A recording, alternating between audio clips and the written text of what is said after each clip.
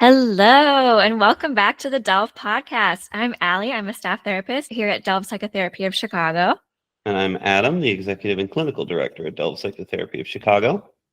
Yeah, here at Delve Psych, we offer individual, couples, group, and family therapy. Reach out to us for a consultation at delvepsych.com. That's DELVEPSYCH.com. And also check out our Substack. We have a lot of really interesting, thought-provoking blog posts over there at delvepsych.substack.com. Allie, I didn't like doing the podcast without you. Your job is really hard. You do a great job. Is it? It's so hard. Okay, well, maybe my years of experience in entertainment are coming to good use here. I really enjoyed chatting with Andrea, but not hosting. That's hard. You do a great job. Oh, thanks. I'm sad I missed what I'm excited to hear what Andrea has to say. Yeah, I'm excited to tune in for that one. And I'm glad you're back. Thank you. So, gosh, if you guys can remember, towards the beginning of this podcast, we kind of listed out the 8 domains from which we kind of try to view clients from. And one of the ones that really stood out to me that is kind of my favorite to play with is the identity domain. Yeah, it's very interesting. Something I feel like, I don't know, did not get talked about much at all in my master's program, I feel like.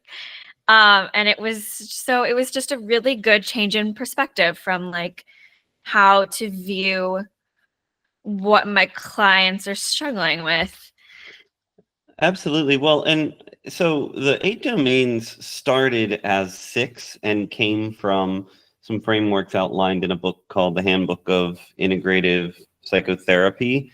There's a couple of versions of that book, but one was published back in the late 80s, and they had outlined 6 domains. I added 2 because they felt rather obvious to me. One was the systemic domain, which is much more like how do we interact with societies at large, with culture, with time, with space and place, but also with maybe like a dynamic like a family system or a workplace, just essentially, or an economic system. How do we interact with these bigger, grander ideas? That's the systemic domain. But then the identity domain, the other one that I added, is much more like, how do I pull together this cohesive sense of self? Because if you think about it, almost all of the atoms in our body are turning over. We're very much a ship of Theseus, if you get the reference, that very few of the atoms that were with me when I was born are still here with me now, and the ones that are mostly in my teeth. And so it's like, when you think about the atoms in your brain, the atoms in your body, the actual physical material, most of it is new.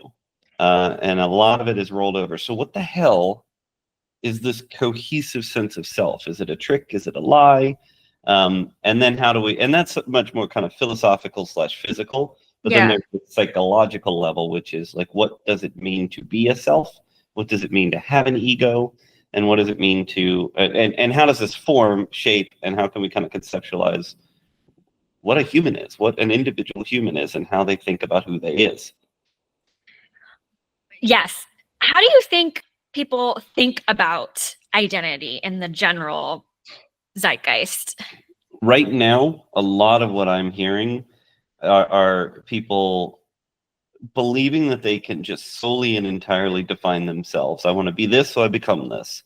And if they feel like they're struggling with their identity, they typically look inward to try to self-generate their entire conception of self.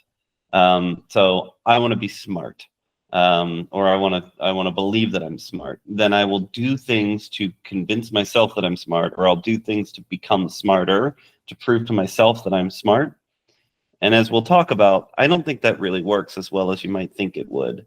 But I think that there's, firstly, getting systemic here, in the US, in individualistic cultures, I think that individualism drives a lot of how we think about psychology and humans and identities. So I'm not surprised that in the US, that penchant to think of things as internally defined, self-generated, and to be pursued on one's own. I'm not surprised that we go that direction because of individualism. Right. But as we'll talk about, I think that this is much more a collective and relational experience, identity development. And hell, we're probably not going to be able to get to it all. I do this across 3 didactics, I think, during the didactic series, but we can get started. Yes, some of my favorite didactics.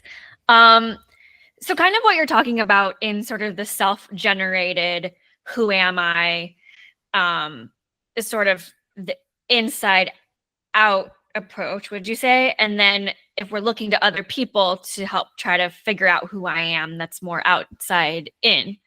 Right. And one way that that could go sideways, the outside in approach, is some random person calls you an asshole and you're like, am I an asshole? So sort of allowing other people to define us. And again, as we will talk about, I think that both elements of this have a role to play in the way that we develop identity. But I definitely think that we can think in terms of inside out or outside in. And I would say there is an overall mental. So let's take that example. A random person on the street calls you an asshole, and you say, "Am I an asshole?" Then somebody's second thought might be, "No, I shouldn't let other people define me. I should define myself." So that would seem like wisdom. That would seem like good progression, and in some ways it is. It's just it stops way short of, I think, the level that Delph tends to think about identity. I would contend that you cannot just decide whether you are an asshole or not. You yourself are incapable of doing that on your own. Mm. Yeah, and we don't like exist in a vacuum, right? And we do at the end of the day care what other people think. I guess it's just a question of who do we choose to care about what they who do we choose has a seat at the table? Who do we choose to be a voice in deciding who we are? Which kind of brings me to this discussion of the co-created self, which I think was like an eye-opener for me, if you want to talk about that a little bit. Yeah, sure. You've just done a wonderful primer on it. So the idea of the co-created self is that, again, we do not exist in a vacuum, and it does matter what specific other people think of us.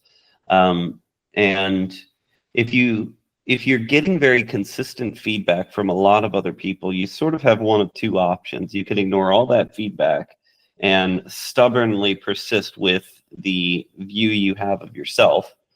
I suppose also maybe we'll add a sub option here, which is you could reject all those people and get them out of your life. Or you begin to internalize what they're saying.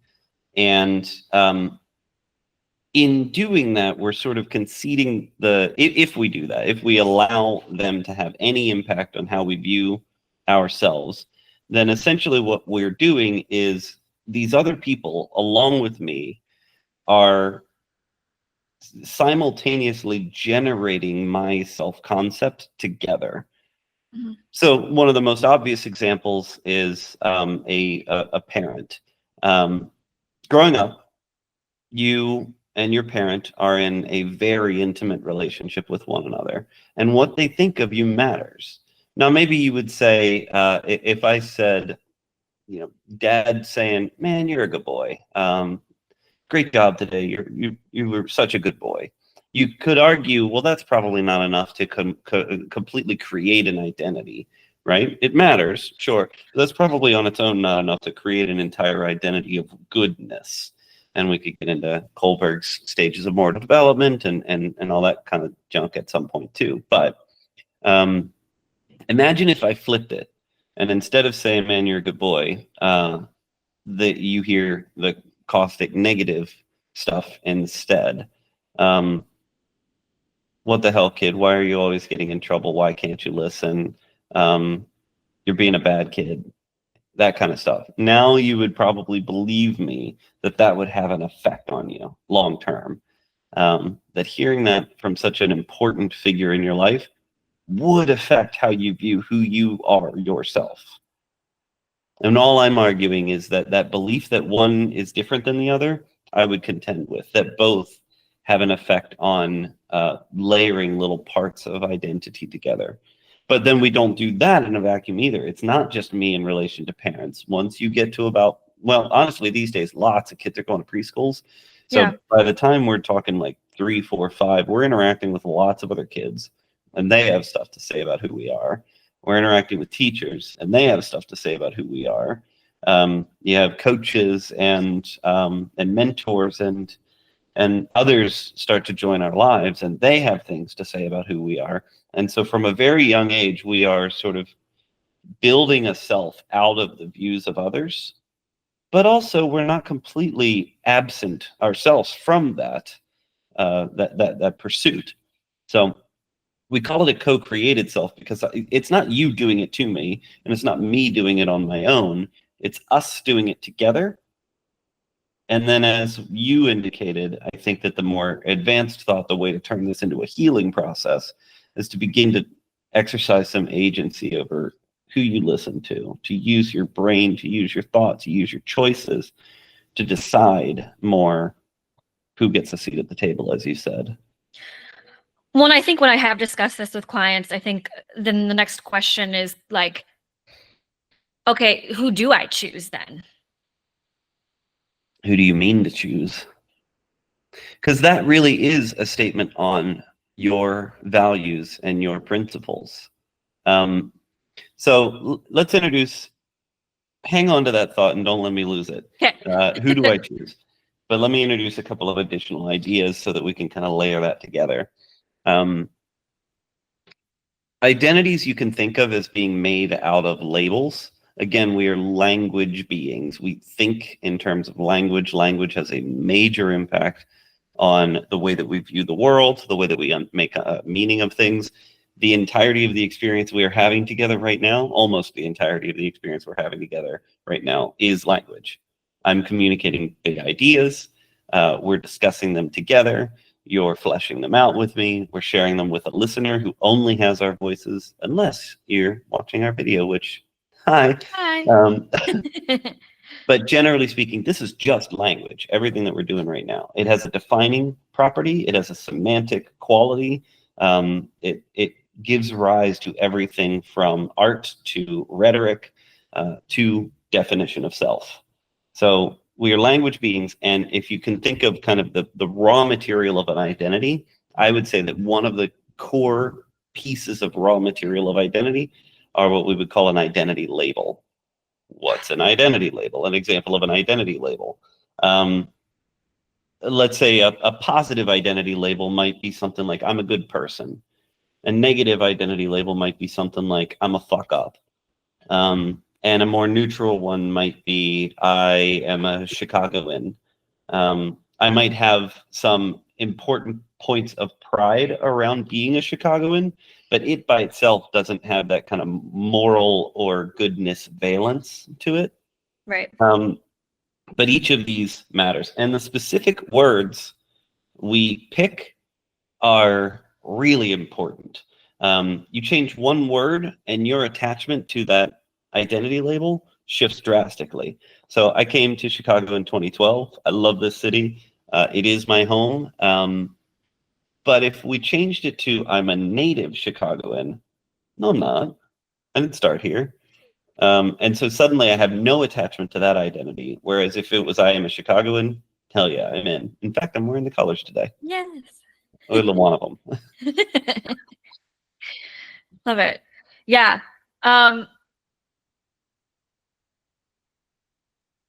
How, as far as like identity labels go, like I don't know, I'm a good person, I'm a bad person. How early do you feel like these labels like start to form, or we start to like label ourselves as like certain things? Ooh, that's an interesting question. I might not have an answer to that. I'd be really interested to see some of the literature on that, but I also want to demonstrate that I'm willing to say I don't know if I don't know. I'm not sure. I would imagine, I mean, language itself starts to develop very early. Mm-hmm. When does that turn into a cohesive, or not even cohesive, when does it start to form? I would imagine some of the basic qualities of it are probably forming quite early. Yeah. And then if I also think about things like, well, a topic that we were talking about potentially getting into soon is this idea of mentalizing from Fonagy. And they do talk about in the mentalizing literature some of the kind of development of sense of self that is required to be able to have something of theory of mind. I'm less of an expert in this arena than in others. I've taught developmental psychology, but I wouldn't say I'm an expert in it in any way. One piece that I was looking into earlier today that I think is probably a necessary component to make that begin to happen is this idea of temporal extension. So as a baby, like I don't even know what I am. I don't even know what hands are.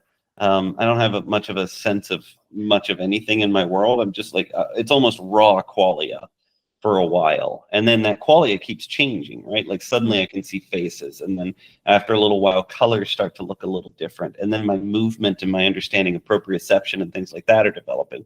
There's a ton of just kind of like me in the world development that happens. But then there's this cognitive development too. And at some point we get to a stage where I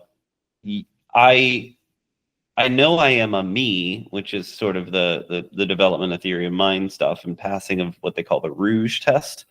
But then there's also this element of temporal extension, which is not only do I know I'm a me, but I know that I'm going to exist in the future and I can imagine myself in the future, which is kind of a mental exercise. Yeah. Yeah. Let me clarify as well. The Rouge test in particular, which involves essentially you put a little mark on a child's forehead and you have them kind of pass in front of a mirror. So you do this somewhat covertly. At some point when they come around you while playing, you put that mark on their forehead. And then you also have a mirror in the room. And at younger ages, a baby will walk up to the mirror and not really interact with it terribly much. And they certainly won't like notice or interact with the mark on their head. However, at another certain age, I think it's somewhere around 18 months. I'm not certain. It might be a little older than that. But at some point, they'll walk over to the mirror and they'll be like, "What's on my head?" And you think about what's required for a child to be able to do that is I need to understand that that mirror is a reflection of me, which means I have to have some basic understanding of me.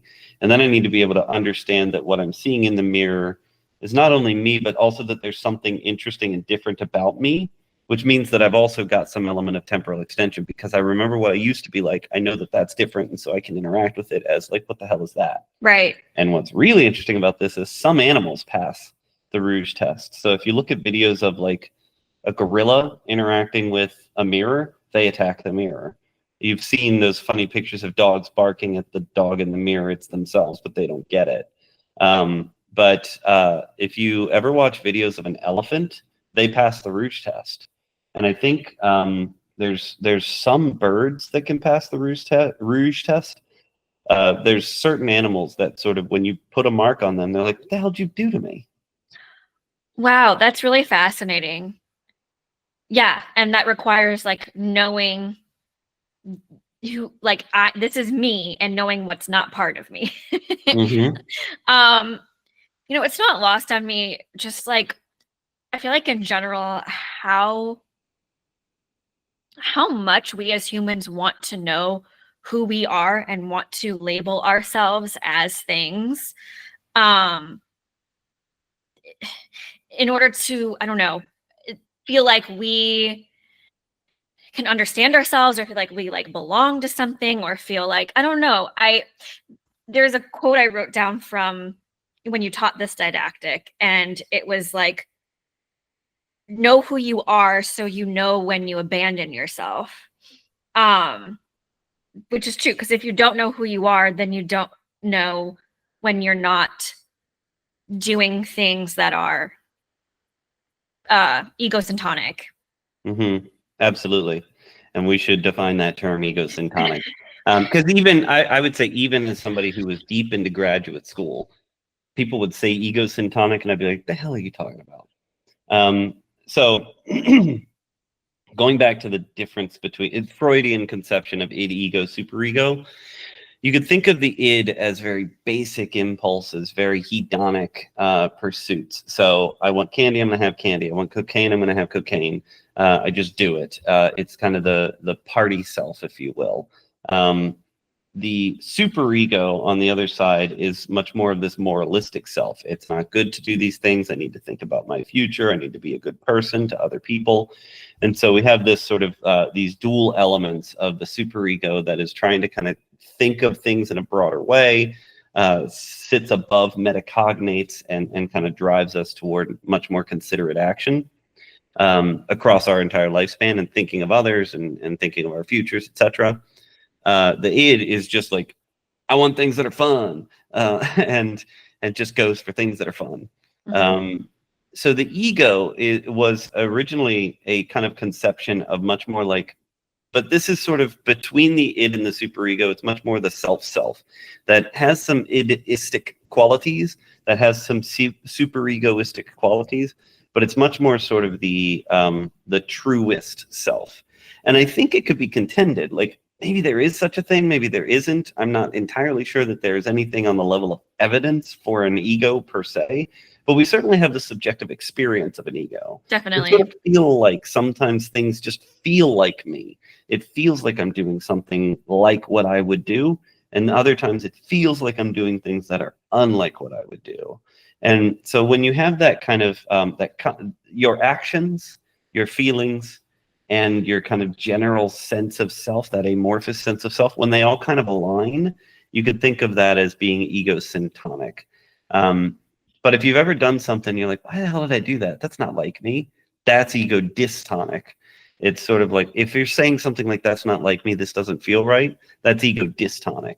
And by the way, things that are ego dystonic are not necessarily bad. Things that are ego syntonic are not necessarily good, if you will. In fact, one great way to fail to change is to continue to pick the things that feel right and good. One way to change is sometimes to move towards some of the things that feel kind of dystonic, that feel a little off. Off is different. Different is change. Yeah.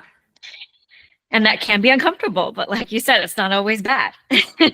A lot of times, like, the growth and change that you want for yourself is from experiencing the uncomfortable and experiencing what's ego dystonic.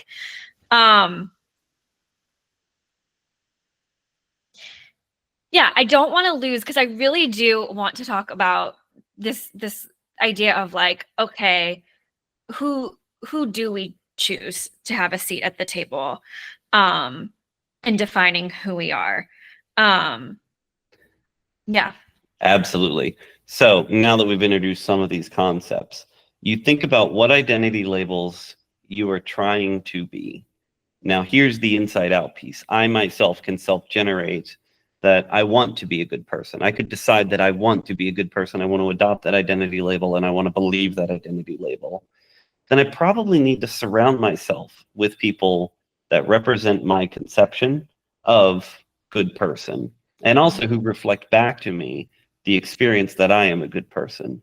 So let's say that maybe you had a violent criminal history or something of that nature, and you really want to kind of remake yourself.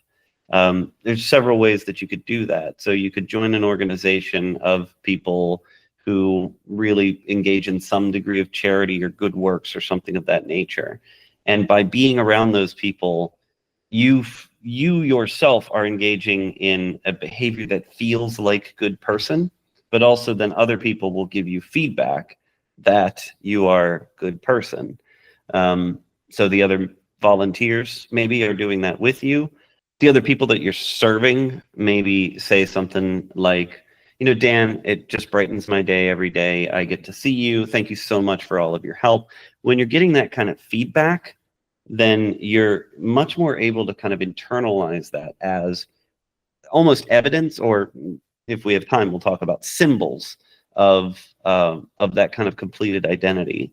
I am a good person. I've got evidence that I'm a good person. I'm getting that evidence from other people. And that's kind of where the co-createdness comes from. I need other people to affirm this, but that means that I need to think about what I'm trying to be, how they view me, and to bring those into alignment so that they can affirm that in me.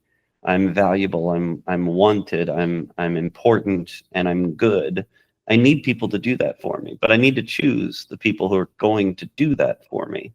I probably shouldn't surround myself with my, friend Billy from back in the day that might continue to sort of pull me into behaviors that I don't enjoy, or to remind me of the old days when I used to do this, that, or the other.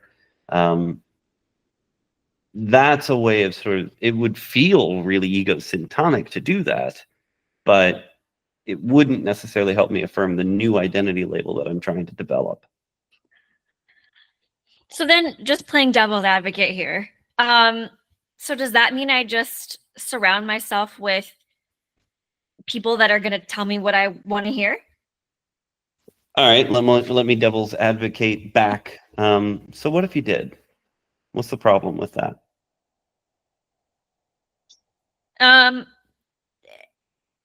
It's not an honest reflection of who I am and how I'm behaving, or yeah, because I could see, like, for instance, I could see someone being like, well, my mom is gonna say I'm a good boy no matter what I do, even if I get in trouble at school or whatever. She just loves me so much that she's just, she's gonna love me no matter what. And it's not going to be an honest reflection of who I am. But I love my mom, and I want to, like, surround myself with my mom, and I want to co-create myself with my mom. But yeah, she may not be the most honest voice at the table when it comes to, like, the bad parts of myself. I have two thoughts. Yes. Why do I need that reflection of the bad part of myself? And what is this honest reflection of who I am, as if it's externally validatable, as if it's a true thing in the world, or what we would call an ontology? Well, I think to know the areas where you can still grow, because if for instance, if I'm not being the best friend that I could be with my friends, or I'm not being considerate of my friends' feelings, maybe, or they're upset with me in some way. I want them to tell me. I want to know, so that because I want to be a good friend. Like, that's an identity that I want for myself, a good friend. Which means that you care what feedback those specific people you want to be friends with give you, positive or negative. Absolutely. And that's how you pick who to have in your circle. I want to be close to you. I choose to allow you to give feedback to me because it's cohesive with my sense of self. So you don't just surround yourself with people that affirm the things that you want to be. You want to surround yourself with people that help you be the thing you want to be. Mm-hmm. And a friend saying, like, you cancel on me a lot, helps me to be a good friend. I want to be a good friend. You're helping me do that. And that means that you may be sometimes critical. You may be sometimes quite generous and quite affirming, and gas me up. But there is no external verity. There is no eternal truth, especially about something like identity and who we are. One, we're a moving target. And two, the whole damn thing is subjective. And three, I don't really care what some random person off the street thinks, but I do care what some of my best friends think. Mm-hmm. Yeah. So I need to pick the people that help me be the things that I mean to be. Yeah, absolutely. And so, kind of going back to the stranger in the grocery store that you mentioned earlier, like, when that person calls us an asshole, we can decide, hey, that person's not who I'm choosing to co-create myself with. And so I'm going to choose not to internalize what this person is saying about me, because they don't really know me. They had 2 seconds of interaction with me. Absolutely. And sometime we should probably talk about attributions and fundamental attribution error and all that jazz. Yes. That stuff's really interesting. That's a really Yes, that could be a really good podcast episode. But yes, I mean, I think to really elevate what you're saying there, you are likely to have people in your life that dislike you, maybe that are even critical of you. So I would argue, please don't try to live your life such that you have no enemies, but please instead choose a life where you choose your enemies. And a random person at the grocery store is not a bad enemy to have, or a person whose moralistic, persuasions are vastly different than yours. It's not a bad enemy to have. Right. Decide who you want to dislike you, and move yourself towards the people that you mean to be like. Not everyone is going to incorporate you into their world. Not everybody's going to be your friend, but you could generally move yourself toward the people who generally operate the way you mean to operate. You can move away from the people who operate differently than you mean to operate. You can also try to find the people who just help you to be who you mean to be. Absolutely. I think this is a beautiful segue into this idea of role models and anti-role models.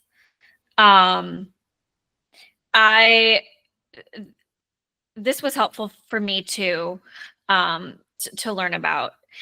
I think you kind of drew like you do a lot of little doodles sometimes. And I do a lot of little doodles. A lot of little doodles.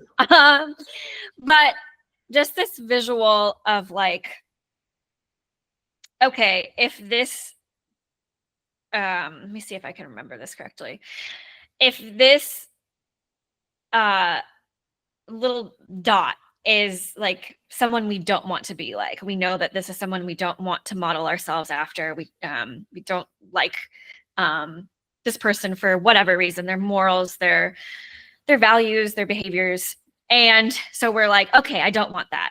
So we had this little dot, and then Adam drew like a bunch of arrows coming out of that dot in various whichever directions, which is helpful because we know that we don't want to be like that dot, and so we're trying to move away from it. But at the same time, it doesn't tell us then where we do want to go. So it's a little bit aimless and like, okay, well, I know I don't want to be like my mom in how she was as a parent to me when I was a kid. So I'm gonna get the heck away from that. But then it doesn't really tell you where you want to go, versus if you have an idea of who you want to be a role model in your life, who you try to aspire to be, that's a different dot.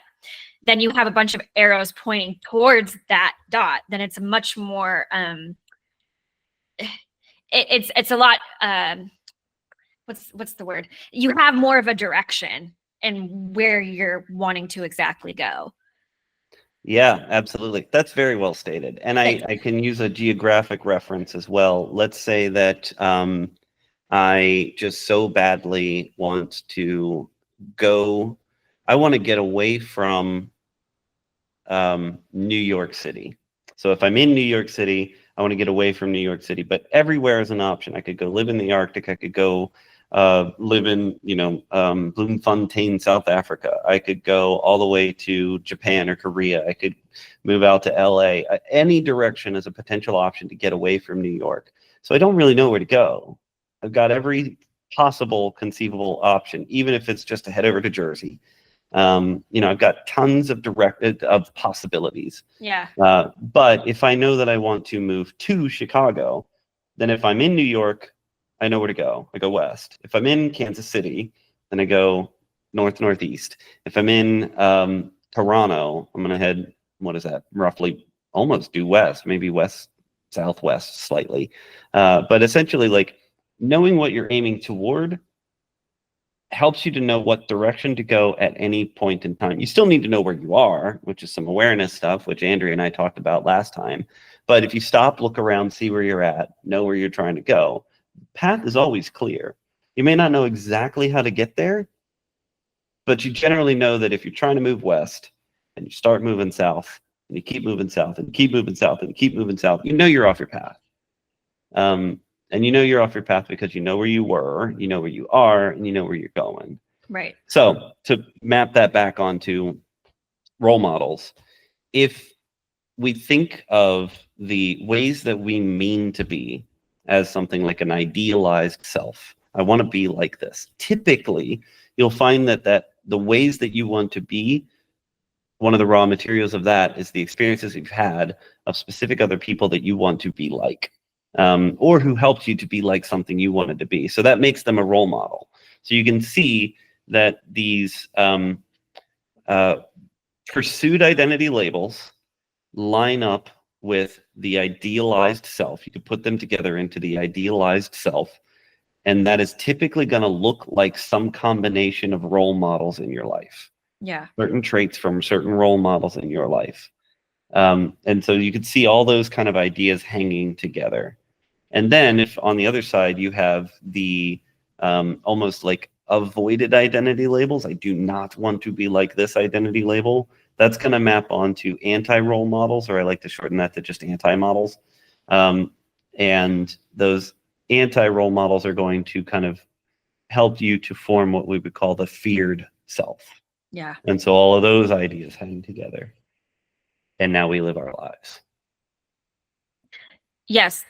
Again, great segue into, I think, the next thing I really want to get into with you is this idea of the idealized self, the feared self, and then the realized self.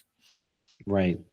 Now, very often, if we go back to that idea of I want an honest reflection of who I am, very often in the psychological literature, in the modern zeitgeist, if you will, and lay people speak about the realized self, if people get that far, they're going to talk about a realized self as if it is a static entity. The biggest thing that I want to try to convey to anyone listening to this is the realized self moves, and they tend to move between idealized self and feared self. So just make sure we got all this clear. The idealized self is who I want to be. The feared self is who I do not want to be. And the realized self is going to kind of float in between. Yeah. Sometimes I'm closer to my idealized self. Sometimes I'm closer to my feared self. So Adam and his cohesive self right now, realized self right now, I'm talking about topics that I understand really well, that I enjoy speaking about with someone who I care about and enjoy my relationship with. So I'm very close to my idealized self. This is kind of like what I want to be like. And so I'm going to generally feel pretty good right now. I ain't going to stay here. Yeah. At some point, I'm going to make a mistake, or I'm going to do something that I didn't need to do, or I'm going to forget something that was really important to me, or somebody's going to give me feedback that I don't like. And then I, myself, am going to be back over into feared self, or closer to feared self. My realized self gets closer to my feared self. Mm-hmm. The trick is to not believe that the way to live life is to move the realized self to idealized self all the time. It won't work. You will fail to be your idealized self at all moments in time. Reality, the real experience of life, is to sometimes be close to your idealized self, to sometimes be close to your feared self. It's not like the life you mean to live only happens when you're close to idealized self. The life you mean to live involves being close to your feared self. It involves you acting in ways you don't mean to, getting feedback you don't want, feeling bad about who you are. That's a part of the life you mean to live. I could see someone saying, though, but Adam, like, being close to my feared self, like, that feels terrible. I don't want to do things I don't want to, like, that aren't aligned with who I want to be. When I'm close to my feared self, it's really scary. So yeah, I understand that, like, being close to my idealized self all the time would be a hard feat to accomplish, but I want to try to. Try, absolutely try.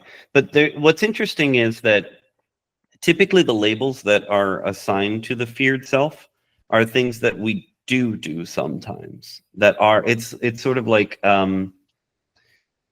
there are certain traits that somebody important to us have tended to portray, and sometimes we portray them, and we're like, damn it, why am I acting like my uncle right now? I don't like it when he does this, and here I am doing it. If it were things that you just never do, like, I don't get in physical fights. I have gotten in very few ever physical altercations of any kind, and usually it's a brief thing on a soccer pitch, and both of us are like, no, we don't know how to fight. Neither of us know how to fight, so this doesn't go anywhere. So there's not a part of me that's like a part of my own feared self is I don't want to physically fight, I don't do that anyway. So it's not really a part of my feared self. Maybe it would come to be if suddenly somehow I started just hitting people. I don't intend to do that, but it kind of needs to be born out of some behavior that is actually evidenced. So because of that, some of the things that we're very likely to never be, they are not ever. This is a weird way to say this. Let me restate that a little bit. But like, Yeah. if it's a thing I do sometimes and I don't like it, that's going to get into the feared self kind of conception. If it's a thing I never do, but I also don't want to do, then I've sort of completed that idea of don't be that. Yeah. I've never embezzled funds either. I've never tax evaded, like things like that. I don't really need to worry about that because it's not even really close to sense of self, Yeah. even feared self. Right. Um,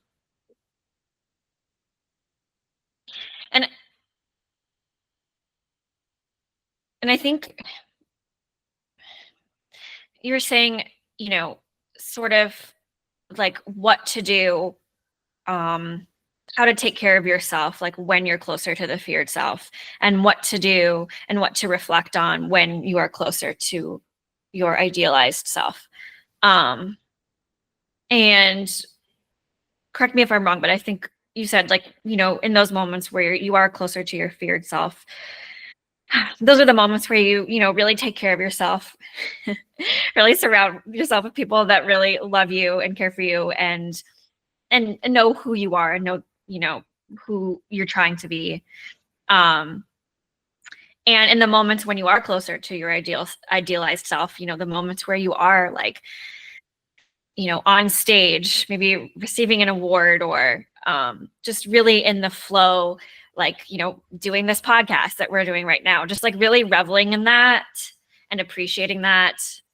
Um, yeah, just being present for those moments, but not like holding on to those moments so tight, I think. Absolutely. Yeah. If you are near your idealized self, the trap could be to believe that you're done, to Yeah. try to stay there, to cling to that, and to try to like hold on to it forever. The moments of greatest magic in our lives or glory in our days are going to go away, and then it's going to be Tuesday. That's just a thing that happens, and we need to accept that. And so it's like enjoy it while you're there, be grateful, take it in, lock in those memories, and love that moment. But don't cling to that moment as if it is the forever forward. That will get you in trouble. I promise you. Yeah.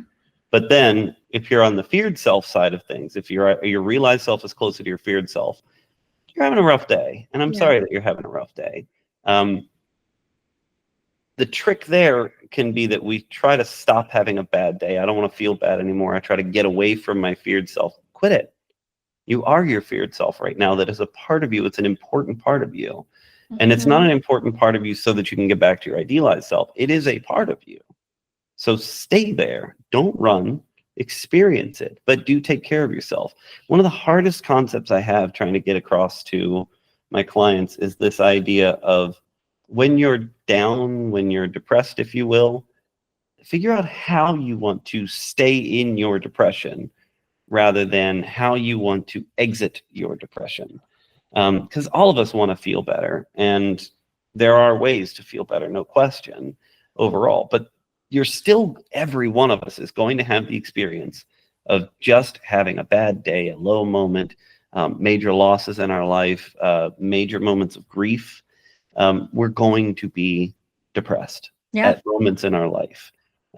If that is the case, think about how you want to do that rather than how you want to stop yourself from doing that. Yes, I hear from so many people like I just want to feel better. I just want to feel good. Like, how do I not feel this bad thing that I'm feeling? It's And not real. I think they're surprised to hear me say like, don't not feel it, feel it. Like, what do you mean? Stay there. I don't want Yeah. to feel this. What do you mean like stay there and keep feeling this? I don't want to feel this. I like good things too, and I don't like bad things. But saying that, I hope you hear like the the fantastical quality to it. I'm going to feel bad things. I'm going to feel good things. And so it's a lie to convince myself that I can stop feeling the bad things and just feel the good things. One day, important people to you are going to pass away. Yeah. You're going to feel bad things that day. Mhm. It's just a part of life. And then lesser versions of that are also going to be true. But then also on the flip side, um, I'm going to feel good things. So it's a trap to sort of, when you're in the bad moment, to believe that you will never feel good things again. Yeah. That too is a lie. You will feel good things again. It's coming. Right. Now, if you're feeling bad most days, several days in a row, maybe that is you want to reach out to somebody at that point. But yes, I in general, I feel like this idea of like this toxic positivity that's like Yep. in the zeitgeist is just so frustrating that like, no, you can achieve a life where you only ever feel good. It's just not realistic. Yeah. What would it be? Live, laugh, love, the alternative. The other side of the pillow should be something like, I don't know, wallow, cry, and sit in your hopelessness. Yeah. But both are real, like Yeah. that's sad. And I'm probably going to struggle to sell that pillow. But it's real. Like It is. sometimes I'm hopeless. Sometimes, and honestly, a couple of episodes we talked about the state of the world and the hopelessness that can come from sitting in the world. To some degree, to convince yourself that things are okay or they're good, to be toxically positive in that moment is a lie, right? Like you Yeah. can't look at some of the things that are happening around the world and being like, it's all right. Like you're kidding yourself. Right. Absolutely. I've loved this conversation. I feel like this is a good stopping point for now. I think we can definitely do like an identity part 2 episode for sure in the Oh, future. there's more. Because there's so much more, so much more. But I hope this was interesting for you all to hear. Because I certainly found it really interesting when I was first learning about it. All right, Adam, your new quote for today.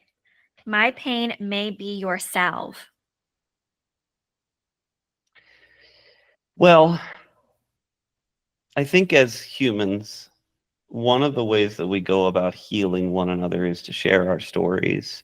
And that's another way in which the feared self, the realized self, get connecting with the feared self and having these more negativistic experiences can be really valuable. Is not only do I learn from it, but I can use that learning to help others heal and understand.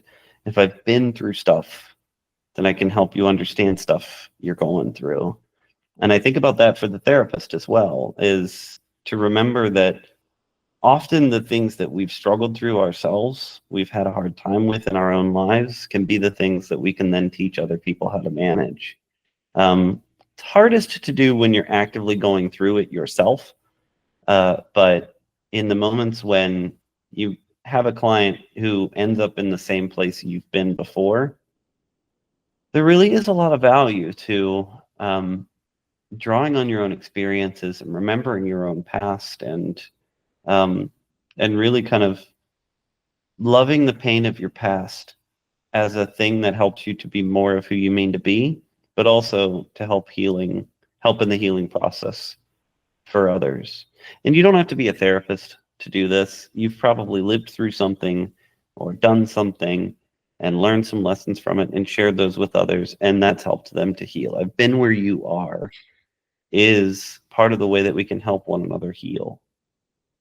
That's really powerful. And I think an example of where I see that the most is like in our group together, in dating group, just like seeing how when someone has experienced something that another client is experiencing now in real time, the healing and the interaction between those two can be so incredibly powerful.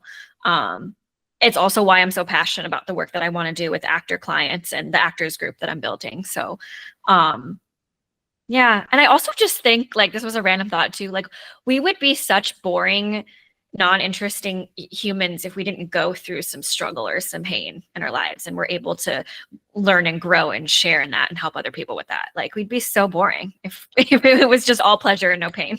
What is the difference between utopia and purgatory? Whoa. Whoa. You're blowing my brain. That's a whole nother conversation topic.